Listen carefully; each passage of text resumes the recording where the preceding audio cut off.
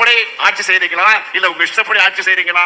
இந்திய பொருளாதாரத்துக்கு முதுகெலும்பா இருக்கக்கூடிய தமிழ்நாட்டை தொடர்ந்து வஞ்சிக்கிறதையே தமிழ்நாடு பாஜகவுக்கு பிடிக்கலையா? பாஜகவுக்கு வாக்களிக்காத மக்கள் வாழுகிற மாநிலம்னு நிதி கொடுக்க மறுக்கிறாங்க. ஒன்றிய பாஜக அரசுக்கு நான் சொல்றதெல்லாம், நீங்க நிதியை கொடுக்காம இருக்கலாம், ஆனால் நாங்க நீதியை அடையாம விட மாட்டோம். நீங்க வேணும்னா வஞ்சிக்கிறவங்களாக இருக்கலாம், ஆனா நாங்க வாழ வைக்கிறவங்க. ஒரு மேடையில் என்ன பேசுகிறார்? பெண்களுக்கு பாதுகாப்பான நகரமாக சென்னை இல்லைன்னு சொல்றாரு. அதே ஆளுநர் ரவி அவர்கள் இன்னொரு மேடையில பாதுகாப்பான நகரம்னு சொல்றாரு. இப்படி மாத்தி மாத்தி பேசுறார். பாதுகாப்பு இல்லாத மாநிலம் ஆளுநர் சொன்னதை 2 நாட்களுக்கு முன்னால் தமிழ்நாட்டிற்கு சென்னைக்கு வந்த ஒன்றிய அமைச்சர் ஜோதிர் ஆதித்யா சிந்தியா அவர்களே மறுத்திருக்கிறார். ஆனால் இங்க இருக்கக்கூடிய ஆளுநர் ரவி அவர்கள் மட்டமாக பேசுகிறார். அப்படிதான் அவர் என்ன கெட்டதாக இருக்கு. ஆண்டுக்கு ஒரு முறை சட்டமன்றத்துக்கு வருகிறார், அவைக்கு வருகிறார். மாநில அரசு தயாரித்து தர அறிக்கையை படிக்க வேண்டியதான் ஆளுநருக்கு இருக்கக்கூடிய ஒரே வேலை. அதை கூட செய்யாம முரண்டு பிடிக்கிறார். நீதிமன்றத்தில் இருக்கிற பிரச்சனை எல்லாம் ஒரு வாரத்துக்குள்ள வரும்.